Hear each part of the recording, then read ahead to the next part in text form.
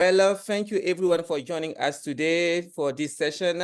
Those who are here, thank you. Those who will also be watching this later on, I hope you will find this an insightful session. So today's session is titled Inside a CE's Playbook, the Leadership and Innovation Blueprint. We'll really focus more on the leadership component and the innovative component section and see what are some insights that I will be able to share with you today. And again, after sharing some insight, we can also have a session for questions and also go from there as well. Yeah. But before we also start as well, I will give a couple of people some a time to see what do you hope to get out today, Lazar? What do you hope to get that you will walk away from today?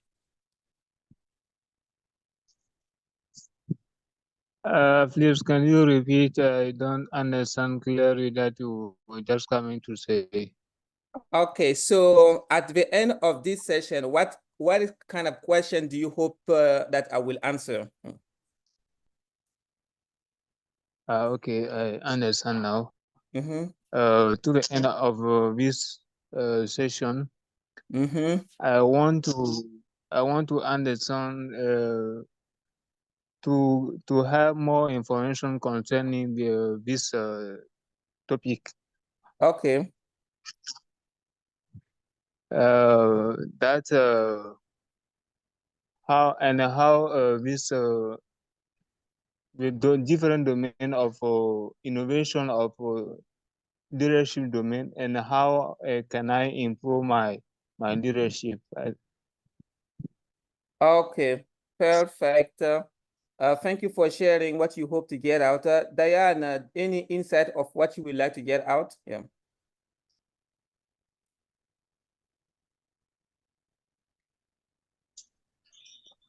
Okay. I hope to learn many skills of leadership and innovation blueprint. Okay. So you hope to learn some leadership skills along the way. Yeah. Yes. Perfect. Well, thank you all of you for joining us, including I see our Maiga and if other people also joining us, including John. So thank you for joining today. Yeah.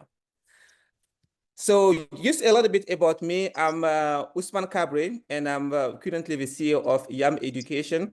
And those of you who don't know YAM Education, what we do, we partner with community colleges to provide associate degrees and diplomas.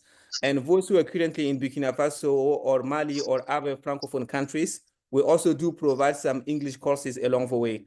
So I will highly encourage you to check out our platform or connect with our marketing director, who is also in this call. To learn more about what we do. Today, we're focusing more on talking about leadership and innovation along the way. So I'll share with you a little bit about my journey of on leadership. I was born and raised in Burkina Faso, as most of you already know, and I had a chance to come to study in the United States over here. And the journey also already started in school. In school, I was already getting involved on campus, becoming a student body ambassador, later on becoming student body president, and then from there also moving on from there to completing a bachelor's degree in accounting and a master's degree in accounting. So again, after my master's degree in accounting, I went to work for Ernst & Young along the way. So that's a little bit about my journey as a career. And then from there, I decided to launch what we call first Leading Change Africa. And basically, it's really an organization where we work with young men and women all the way in Africa, and we help them win scholarship to come to the United States, or we sponsor them to actually study in Africa at the end of the day. And we have helped numerous people along the way. In fact, we do have some students here in the United States and some people all the way in Africa. So as I'm sharing my background with you, is to just share with you that it's the journey of a lot of challenges along the way that I have learned. So my leadership journey and innovation is still really evolving. I'm not at the end of my leadership journey. I think we can always learn as we continue to move forward. In fact, the first mark of leadership is continuous learning. So as I'm sharing with you some insights today, focus more on what are you taking away from here today? What are you learning? Because if you're not better today than what you were yesterday, and you're not better yet tomorrow than you were today, I don't think you're growing. And in life, what we want to do is continuing to grow at the end of the day. And growth can come in 3 areas. It can come from our mental opportunity, really learning something from books, from other people's experiences, or even evaluating our own challenges and seeing what can we learn from what we're currently experiencing at the end of the day. And then from there, also thinking about how are you taking care of yourself physically as well? Because again, it's not just about your mental state, but also your physical state as well is also going to be very important. And spiritually as well, are you also somebody who's also spiritual along the way? All those different components of life really come together and help you really, fascinate your own life and give you the opportunity to have a fulfilled life and also have some leadership and think about how you're meditating to also think about the innovation component. So that's a little bit about my journey and some of the insight I'm already sharing with you. Now let's go to some of the 3 lessons that we want to share here today. And it's really one of the first lessons I want to maybe leave with you is talking about the innovative mindset and the process of creating something new. If you look at anything in this world, there is nothing new at the end of the day. Everything has already been created, and it's created by people. If you see anything that is happening, is coming from someone else's mind. So the question is, how can we also create something from our own? And again, there is nothing new, meaning that sometimes you can take someone else's idea and see how can I improve from there. Let's maybe just take the idea of communication. We have been communicating for a long time, since the beginning of Earth. People have been communicating, but the methods of communication have changed. Even if we just look back as early as 20 years ago, we were not able to communicate as fluently as we do with a lot of technologies, including WhatsApp and other platforms along the way.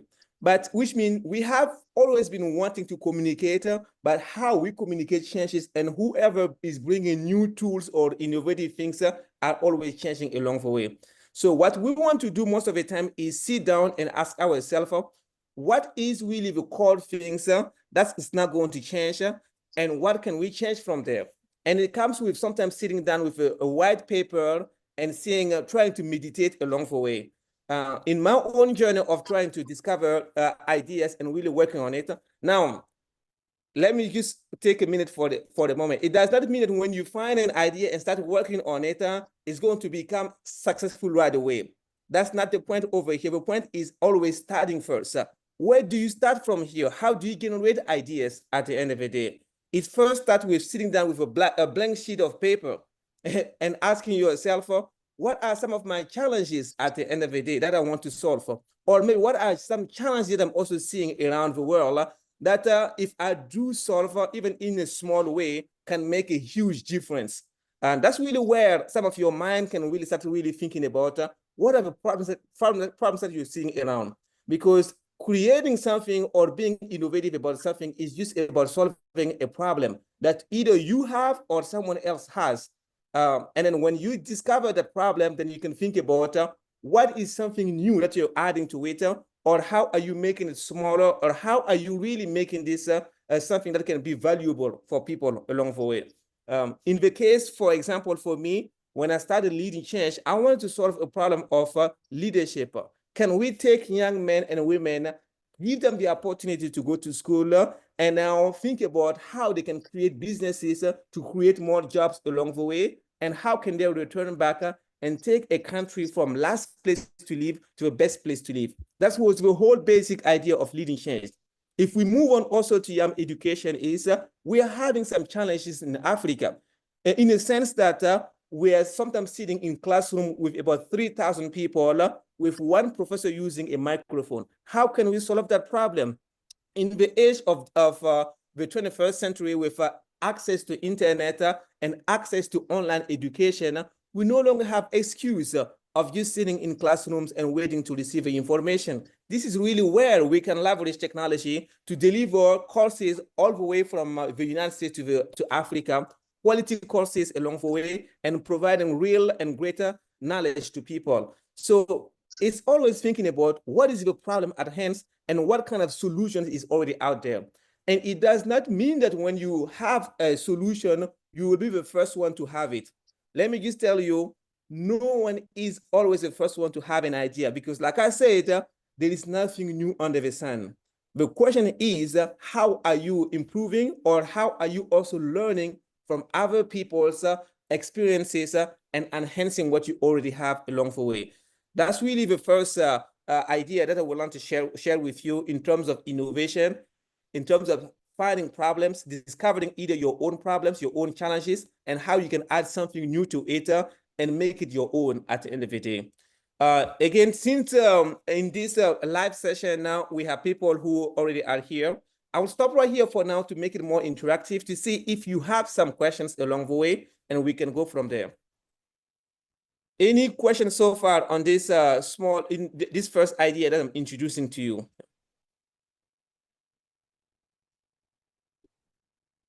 So we have Lazar. Do you have any questions so far? Go ahead. Yes, thank you for this information that you just coming to give us. I'm so happy to have this new information how to improve my. And here I have one question. For Go ahead. example, sometime about innovation mindset, for example, I learn many book on leadership domain, but I want to ask you here, how can I improve my leadership level? Okay. So you mentioned about that you read so many books. That's already a good start. But again, it's easy to sometimes read. The most important thing is execution sometimes. And execution comes with actually going there and practicing. Let me just give you a quick example. So in our program, we had a student who just joined, that was now back, a few years ago. He was #1 in his class. He have read a lot, which means he studied a lot, but he was not practicing. So what we need to do is actually get him to practice public speaking, get him practice in talking to people, making him uncomfortable, because you have to get uncomfortable at the beginning, and then as you start mastering something, then it becomes easier on your end. So for example, I will ask him, hey, look, I will send you to take the bus from here to go somewhere, and by the end of your bus ride, you need to have spoken to at least 5 people, get their phone numbers, get their contact information, be friendly, smile with people, but which means he has to do things that he hasn't done before. So my answer to your question is, as you're reading books, don't just read. Take great notes and see how can I apply this information today or tomorrow, but do it as soon as possible. And now start reflecting on it. Ask yourself, okay, I did this. Did it actually work as the guy mentioned in the book, or it didn't work? Or what did you learn from it?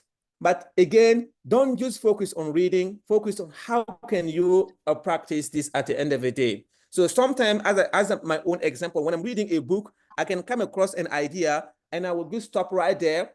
I would just put something in the book, close the book, and then just focus on saying, can I try to implement this new idea that I got? And then try to learn from it before coming back and moving forward, which means my purpose of reading a book is to study things and study and learn from what other people have already done in the past. I don't know if this answers your question, Lazar. Yeah. Thank you very much. This is the answer of my question. Thank you. Oh, perfect. We have Sogoba who also joined us. Sogoba, do you have any question that you may have?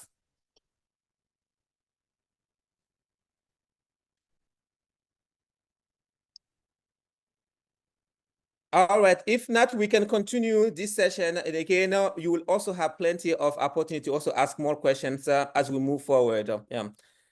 So the next one, the next slide is really talks about you don't want to be right all the time.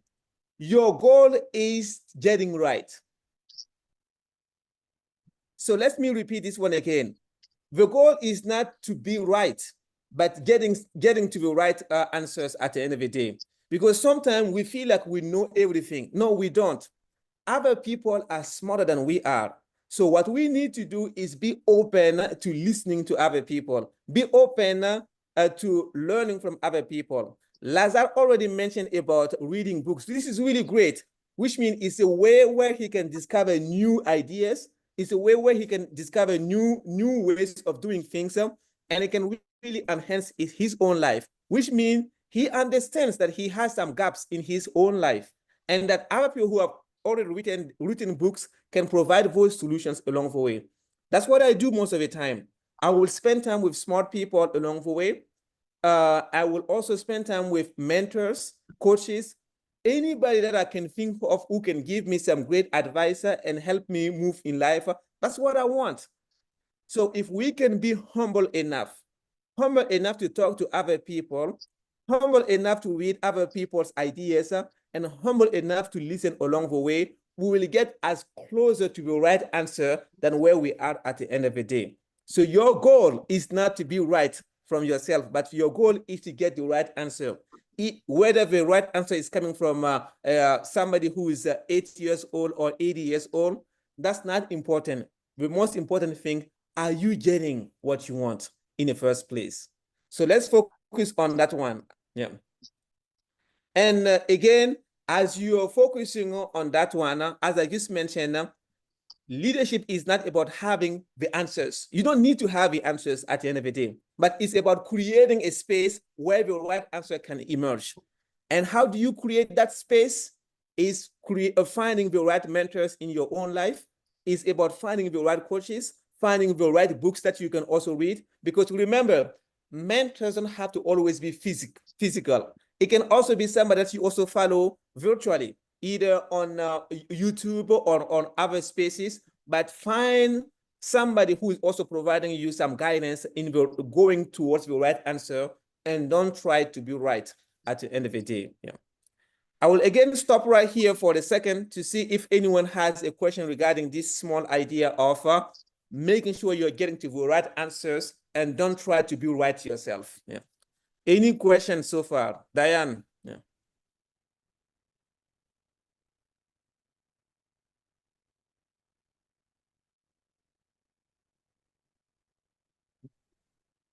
Diane, you are still muted if you have a question. If not, we can continue to move forward and then come back later on. Yeah.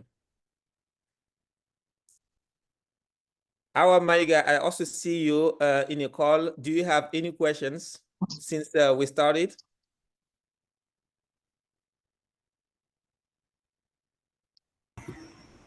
All right, go ahead. Yeah. Are you? You can go ahead. I'll ask mine afterwards. Go ahead, Awa. Yeah. Well, thank you so much, Ousmane, for those great insights. So my question is, in an area of technology advancement and where AI is also taking place, how do you make sure that your leadership mindset is still adaptable to the new tools and technologies? How do you adapt Okay. to that here? So her question is related to in the area of artificial intelligence. How do you make sure that you're really continuing to adapt along the way? So in that area, I will say, be curious. A leader is somebody who is curious enough to learn new technologies. And you don't have to be the one developing those technologies, but you have to be the one who also learning and asking yourself, how does it apply to my own life? How can I leverage this technology to make much more impact along the way? And I can tell you, with the era of artificial intelligence just came in to change the world entirely. Now, if you look back every 10 to 20 years, there's a new technology that comes that really changes the way we do things. And this new technology that we're really talking about, it's a game changer, which means it is an opportunity in two levels. for leaders who are really looking to get ahead, is about learning how to apply this in their own environment at the end of the day, and how can they also look into the future and go from there. And again, as I'm talking about disruption every 10 to 20 years, if you look back in 2004, when the iPhone was just coming out, and people are now really having the opportunity to also be able to use a touch screen, this is also where the Apple Store and the Google Store also came in, and people now created a lot of mobile applications along the way. And mobile application became a new economy. Even 10 years before then, we had computers that was also introduced at the end of the day. So this is also the time of artificial intelligence, and all the new and younger generation have to learn about it, see how it applies into their own environment, and how they can really move from there. And it's also really a great opportunity to learn. It's a tool, for example, a tool like ChatGPT. If you really don't know something about let's say a design or anything related to coding or anything, you can actually leverage it to teach yourself, which means you can become independent in this area of technology along the way, and it can really help you in your productivity section at the end of the day. In fact, I think at YAM Education, we do have some courses on AI, and we're gonna also be offering more courses down the road as well. But I hope this answer your question on leadership. How can leaders take advantage of this AI area? Thank you. We also had someone raise their hand before. Yeah. Yes, thank you, Ousmane, for this very insightful topic. Really learning a lot. And I just wanted to know, what has been the hardest leadership lesson that you've learned, and how did you bounce back from it? And yeah. Okay. The hardest leadership lesson to learn is learning that you don't have to do things alone. It's learning that you need a team at the end of it, because sometimes we think that we have capacity, and then when we do something, we're doing it right, that we don't have to delegate. Sometimes you just need to delegate and let people do their job, and then from there, give them feedback along the way. Because unless we are working with a team, unless we're working with people, we cannot really grow at the end of the day. Again, when I was growing up as a young leader, I tend to want to be somebody who is perfectionist, somebody who spend more time on the details. Yes, I still do think details are very important, but at the end of the day, if somebody is doing their job, your goal is now to just let them do their job and push them along the way. So Lazar, okay. So again, making sure that we're really working with teams and not just thinking about always trying to be perfect our own. That's very key at the end of the day. And again, there's so many lessons in life that I'm learning, that I'm continuing to learn along the way. But one of the most important thing is go out there, get to work with people. And again, you will also have some disappointment. In my quest of finding people to work with, I've found a co-founders who were not the right fit for me. And I have to honestly sit down with them and say, hey, look, this is not really working, and I will need to let you go. Not because you're not a good person, you're a good person, but it's not really working. And to just give you a good example, a few years ago, as I was starting my entrepreneurship journey, one of the people who came in, I sat down and said, hey, look, I'm going to quit my job and spend full time on this. Are you also willing to quit your job so we can collectively get this job done? Because sometimes when you're working part-time is different than when you're working full-time. The person said, yes, I will do that. I quit my job. I have put full-time on this opportunity. And then he did not quit his job, but he still wanted to, I don't know if most of you know how companies work, but we have equity in companies, which meaning that we have parts of a company.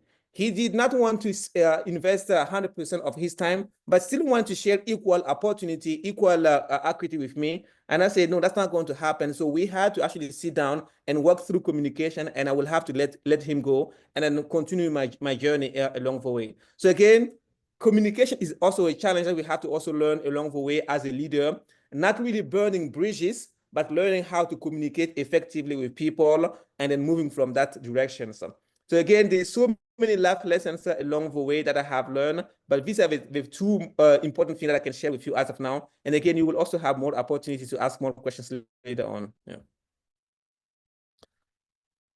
Okay, so we have Sherita who also joined us. Sherita, do you have any questions so far?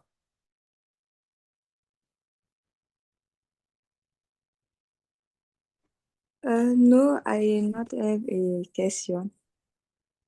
Okay, perfect. If you have a question later on, let us know. Yeah. So now let's move on to the next slide. The second lesson is here that failure is not the opposite of success. It's part of it. You know, sometimes as leaders, we always think that, oh, I don't want to try things because I'm going to fail. Just go ahead and try it. Even if you fail, you will have an opportunity over here to learn something new. But if you don't try, you will never know. If you see someone succeeding, it's because they have failed so many times. Most of the successful people have failed so many times, and that's why you see them succeeding. So when somebody is currently in their moment of failure, sometimes you don't see that. It's like going to an Olympic game, and you see people running in one, for the gold medal. But how many hours do they spend behind the scenes, behind the curtain, crafting, running, practicing before they show up on a stage and really run the race of their life? You never sometimes see that. But as they were running, they were failing, they were gaining feedback, they were gaining insight, and from those insights, they're able to move forward in their life. And now when they show up on the stage, they were ready. So I have failed so many times, and I'm continuing to fail at the end of the day. But the question is not about failing. It's about, are we reflecting on our failures? Are we taking a moment to really learn about what is working, what is not working, and what can we do about this at the end of the day? I can tell you all of the invention that you see of either the computers, either the artificial intelligence that we just talked about, anything that you will see in this world, they have tested it so many times, they have failed so many times before they even move forward. And some people's failure is small compared to others. If you take someone like Elon Musk, who is sometimes failing with billions of dollars, imagine somebody trying to launch a rocket to Mars and then it will blow up. That's a lot of money. But he does not stop right there. He continues to move forward along the way, because the challenges that you face, you can also learn from it and move forward in a new direction at the end of the day. So this lesson of failure is important. Don't be afraid of failing. As I mentioned, I've failed so many times. Sometimes I have cried. I've went to my room and said, God, why me? Why this happened to me along the way? And God said, well, who do you want it to happen to? It's going to happen to you. You're going to learn from it and you're going to grow from it. So take your failures as a way for you to grow from it, not to just stay right there at the end of the day. So failure is very important. And I want you to remember that it is safe to fail. It is safe to try. But somebody who's not failing is not succeeding, and they are not growing. And anybody who is not trying is not learning. So I will stop right here for this second lesson to see if you have questions, and we can go from there. Any question from this insight? Yeah.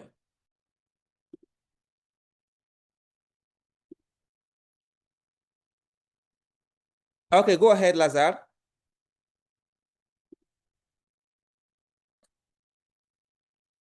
You can go ahead.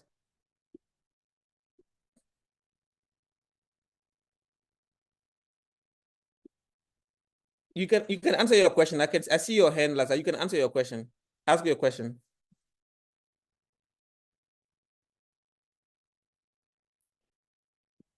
Looks like Lazar is having some challenge with his audio in asking his question. Who else has a question? Rashid, I can see that you are online. What question do you have? Okay, I say that my question is, Sometime in our life, we when we begin, for example, an activities, and for example, reading domain, for example, if you begin an activities and you fail, for example, but sometimes we haven't this attitude to we. I don't know how I can tell it, but sometimes we don't have this courage to repeat these activities. Uh, what advice can you give us, give someone who that have this attitude to, okay, to when someone who fail, for example, and if he this person have not courage again to repeat his activities. What advice can you bring to him? It is my Okay. question. Okay. So, and that's why you need to surround yourself with people who can encourage you during the hard times. I can tell you, I have had moments where I wanted to give up, which means I was in the same situation as you're describing. But the most important thing, I have people who will say, hey, Ousmane, you need to keep going at the end of the day. And then again, we are here to support you. We're here to provide this to you. So find a network, and sometimes you need to also find a group of people who are already doing the thing that you also want to do. That gives you courage and motivation along the way. So I will highly encourage you not to do things on your own and have people that you can talk to with the challenge that you're facing. And as you talk to those people, sometimes they can find solutions that you may never have thought before. I cannot tell you how many times I have found some solution to my own situations by just going to talk to a mentor, by going to talk to my coach and say, hey, Ousmane, have you thought about this one? Or have you reached out to this person? Or have you do it in this way? So make sure you're not really doing things on your own. Have a support network, have people that you're really working with, because when things get challenging, and it will, when things goes bad, and it will, then you have some people who can really help you move forward in the right directions. I hope it answers your question, Lazar. Yeah. Thank you very much. Is the answer. Absolutely. Yeah. So we have people who are still here. Anybody who also has questions ahead of time. Yeah. We have Sogoba who is with us. Any question from your end?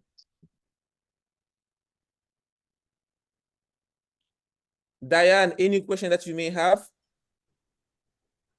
We have a question in the chat. Okay, go ahead, please, and read it. Abdul. Yeah. He's asking, leadership is about working with other people. So how can a leader get people to trust him? Okay. So again, it's difficult for you to say that people should trust me. People will trust you based on your actions. Trust needs to be earned. And sometimes, even when people are trusting you, it doesn't mean that they will just trust you blindly and stay there and never change. Unless you are continuing to demonstrate on a daily basis, on a weekly basis, on a monthly basis, that people can still trust you, they will never. A trust can be broken at the end of the day. And trust can be broken if there is no transparency. Trust can be broken if there are lies involved along the way. So it's always making sure that you are very clear with your intention, making sure you are always clear and transparent with what you're doing. That's what continues to build the trust between you as a leader and people around you at the end of the day. As long you're continuing to be transparent and do those kind of things, people will trust you. But if you start hiding things, if you start not really being honest with people, not being open to sharing, then that's really where you can start getting into trouble, because people are going to start having some suspicion about you. And when they start really having that, the trust can be start eroding, and it can be broken at the end of the day. Yeah. But again, know that we all have challenges. We'll all have some difficult moments, but we don't try to hide them. We share them with people that we trust, so that they can help us move forward. But if we start hiding things, people can notice that. And again, the trust that we're trying to build can be broken at the end of the day. I hope it answered your question, Rashid. Yeah. Any other questions?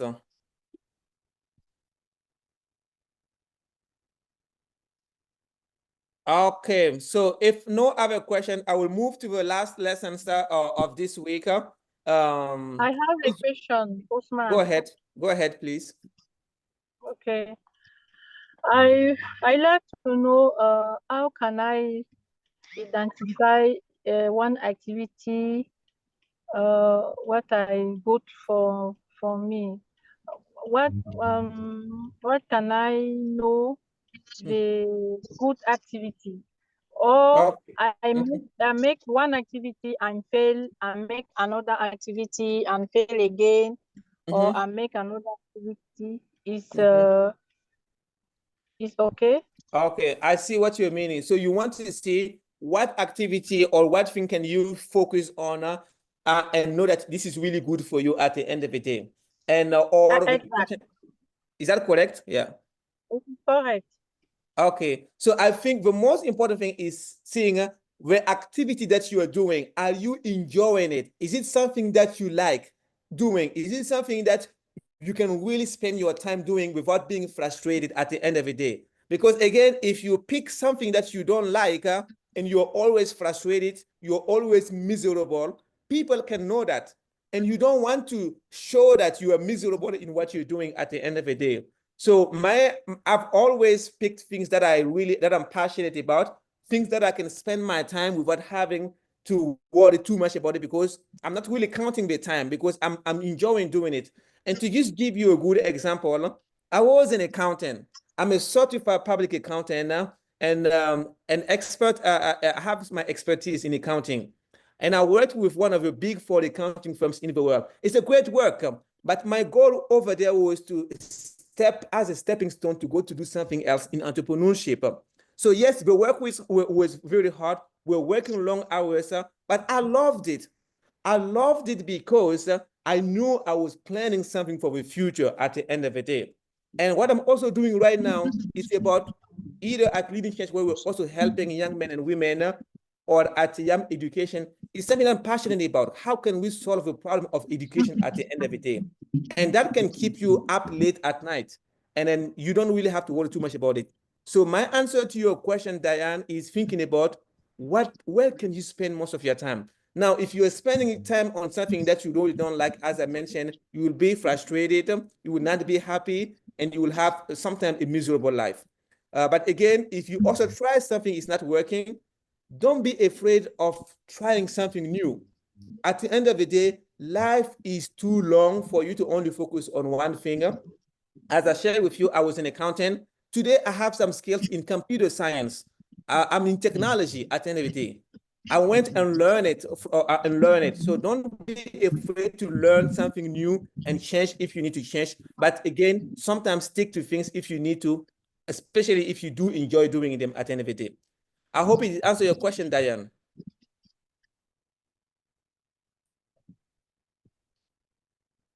Okay. Yes, I hope. Sorry, I am driving. Okay, thank you. No problem. So if there is no other question, we can move to the last topic for today. The last lesson for today is impacting beyond yourself. So as you're really thinking about what you're doing in life and what you're doing, what you love to do, don't just think about yourself. See what problem are you solving? Who are you also helping along the way? And you really want to be helping other people in your life. Your ideas should be making an impact on other people's lives, not just for yourself. And I love to always think about the mango tree. All of us knows the mango tree, and we know the mango tree does not serve itself. It serves us as humans. It serves other people. And you also do have something to serve. You do have a gift in your hand. So how are you also using that gift to make an impact in other people's lives? How are you improving other people's lives along the way? So I will highly encourage you to think about that and think about what other people's life that you also should be pouring into. And if you do that, you will also know that some people will also look after you. So if you look after other people will also look after you in the end. Yeah. So I want to also, as I'm sharing this with you, is going to go back to a question that Diana mentioned earlier. How can I know I'm working on activity that I'm passionate about? And my question to you is, what are you dreaming about? Because most of the things that you're really dreaming about might be some of the activities that you need to be working on. And the size of your dream will determine the impact that you will also make in your journey. Most of the time, we're not dreaming enough. When we were kids, we love to dream. Oh, I want to go this, I want to do that. And most of our dreams did realize. But as we grow older, we tend to forget our dreams. We tend to put them aside. But dreams can be realized. And I want you to think about that. And I want you to have big dreams. Know that they will not happen overnight. Know that it may take you 10 years to complete, but that's not besides the point. The most important thing is for you to see your dreams realized. So have big dreams, dreams of creating businesses, dreams of traveling across the world, dreams of having people around, making an impact. Whatever those dreams are, have them, because it will happen. And I promise you, I have written down goals that have taken 10 years to accomplish, 15 years to accomplish, but they came to life. And that's what we want to do with our own lives. So the size of your dreams are very important. And I hope you will remember that. So these are the 3 lessons that I wanted to give you today. And I do have a challenge for you before we close today. But before we move on to the challenge, is there any other question that any people have as we're discussing this?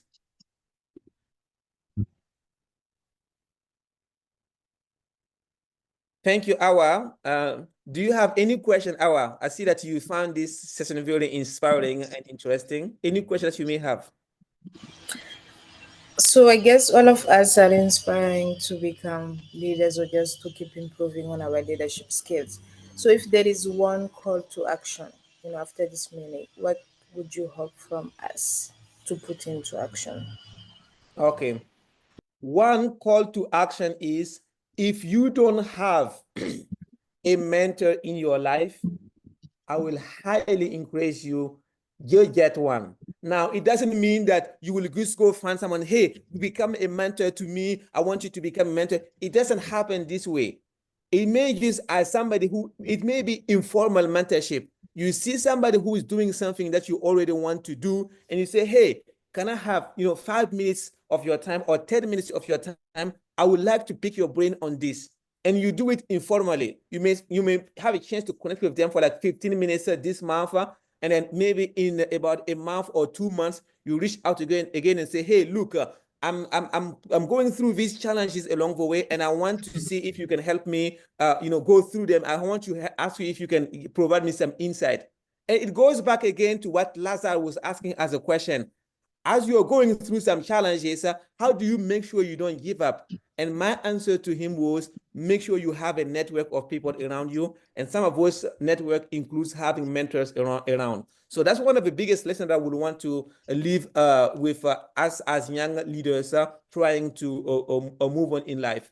And know that other people have already traveled what we wanted to travel. And they know the ropes, they know the journey, and they can help you along the way. I hope it answered your question, Awa. Okay, thank you. So any other question before we move on to the last, the challenge for you today? So here is my challenge for you. We talked about dreams. We talked about, taking actions, activities that we are passionate about. I will ask you and challenge you to think big. Think about the dreams that you have, and know that the bigger your dreams, the bigger the impact you will make. And take risk. Don't be worried about failing. Everybody fails. I shared with you, I have failed so many times and I'm still failing. But the most important thing is not about failing, it's about taking risk and learning from it at the end of the day. But now, if you fail and you don't learn from it, I promise you, you will make the same mistake. But if you take a time to study your mistakes and study your challenges, you will continue to enhance them along the way. And lead with courage. Go ahead with enthusiasm. Go ahead with courage. And I promise you, most of your dreams, maybe not all of your dreams, but most of your dreams will be realized. It will be realized as many people have realized their own dreams along the way. Yeah. And here is the action step that you may need to do. First of all, I only have 3 action items for you to do as I'm challenging you, is to really identify your big dreams. Right, identify them. Dream, take time to really go in yourself, in a place where you're alone, and write things down. Even write the craziest thing that you want to write. Write, I want to travel to Paris. I want to make $100 million. I want to write things down, but think about your dreams, identify them. They're going to be important in your own life. And the second thing, as I mentioned, write them down. There is a magical thing about writing things down. It really tells your brain that this is important to me. And as you're walking in the street, or as you're talking to people, your mind starts saying, yes, this is how you can achieve your dream, or this is the person that you need to talk to as you're looking to really achieve your dreams. So my challenge for you is, by the end of this week, take a moment to write your dreams down. Write at least one thing. It's going to make a big difference in your own life. So this is really what I want to share with you today. But as we're leaving, I do have a QR code for those of us who are not connected with me on in any social media. This is my LinkedIn. Please scan it and let's stay connected at the end of the day. Now I'm open to questions.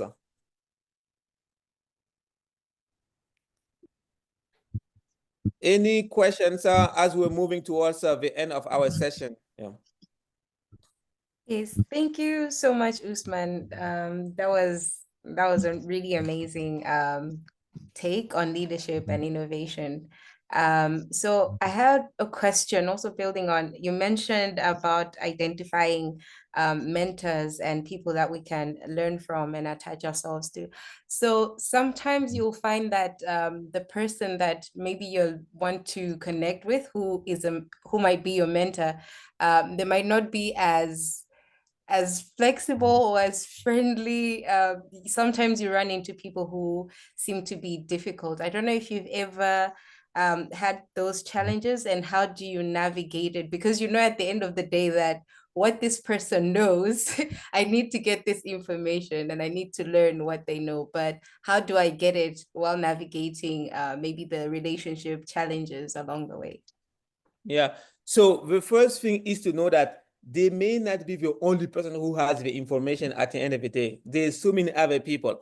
Know that not everybody will become your mentor, because some people may be super busy. They don't have your time. They don't have the availability, or so many other things, or they may be challenging.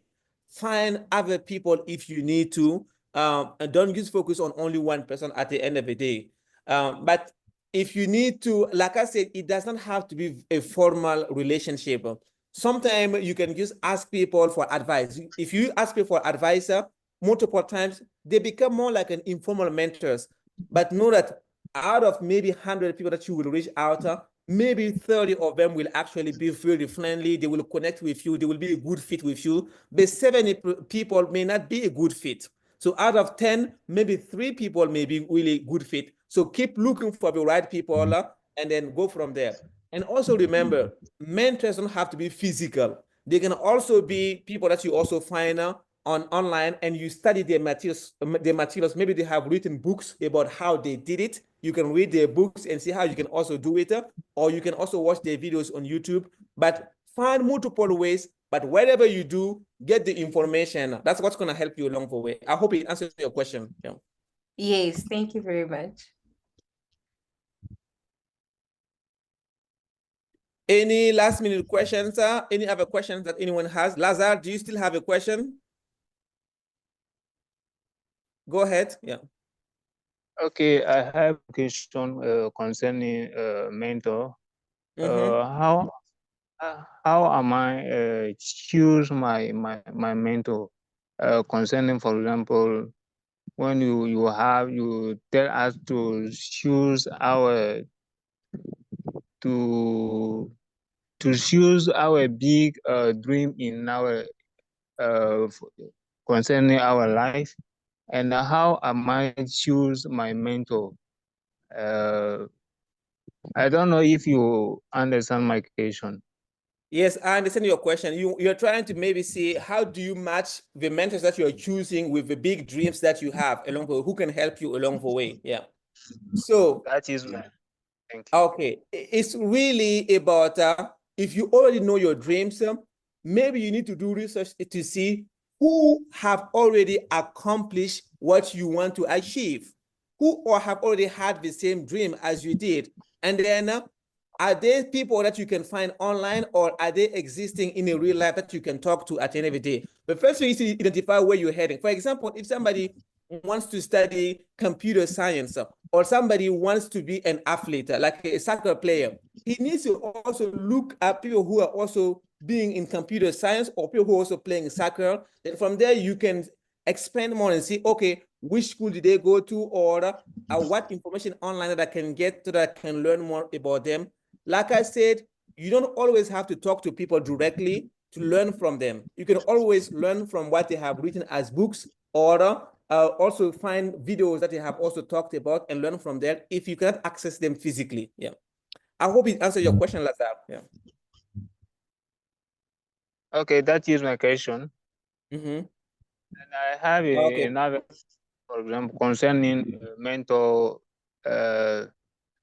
I want to know, for example, I don't know if it is good for someone to have many mentor in your life.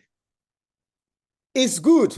It's good. But now, because everybody has different skills, you may have a mentor who will help you with your career because you know that wherever they're heading in their career is really good. You may have a mentor who is helping you with your own personal life. Okay, maybe you're having a challenge in your own personal life, depending on the type of situation, and you need someone who can really help you and coach you along the way. And maybe they have the expertise because you know how they're living their life and you want advice from them. You may want another advice in a different area. Yes, it is good, and sometimes it's actually good to have multiple people because everybody's network is different, everybody's experience is different, and you can always leverage from those lessons and see which one do you like and how can you go from there. I hope it answered your question, Lazar. Yeah. Thank you very much for this answer. Absolutely. Diana or Kingsley, do you have questions, Kingsley? Yeah. No, it's okay for me. Okay, it's okay for Diane. Kingsley, do you have any question? Yeah, so unfortunately, I joined at the latter part of the presentation, so I wouldn't want to ask a question that you would have probably already answered. So maybe I would look out for the recording and listen, and then maybe I can channel whatever question I may have to you. Okay, no, go ahead and ask her, and if we already answer, we can also tell you. Yeah. Okay, please. So, being a CEO, right? It comes with you dealing with people, like working with people. So how are you able to bring out the very best out in them? So let's say someone, you identify the potential of someone, and the person doesn't tend to realize that they have this potential. They are working all right. The person works for you. They are working all right, but they are not able to identify that they possess this potential. They could do extremely more than what they are currently doing. Do you allow the person to come to that conclusion, or you reach out to the individual and let them know that due to this personality that I've noticed about you, I believe that you could do this, do that, do this, do this, and then maybe advise the person on some steps they can take to make their lives better. Absolutely, yeah. So the answer is yes. I will reach out to them, and I also provide frequent feedback. So usually with the people who are working closely with me, we have multiple sessions where we can where we have the opportunity where I can provide direct feedback if I'm seeing something, either something that needs to be changed, or something that you're doing really well, or how I can always help them along the way. But yes, I owe them to be honest with them in providing them real feedback, either positive or negative, that can really enhance them or ignite their potential at the end of the day. And also give them the opportunity to also provide me feedback if they do have as well. Yeah. I hope it answers your question. Yes, it does. Yes, it does. Thank you very much. Absolutely. Well, we are on top of the hour for today, and I hope you guys enjoyed this session. If you still have other questions remaining, feel free to send them on our way. Now you have my contact information. I shared my LinkedIn with you, and we'll be able to connect later on. Thank you so much for joining us today. Have a wonderful rest of your day, and we'll connect soon, inshallah. Thank you, Ousmane. Bye. Thank you. Much.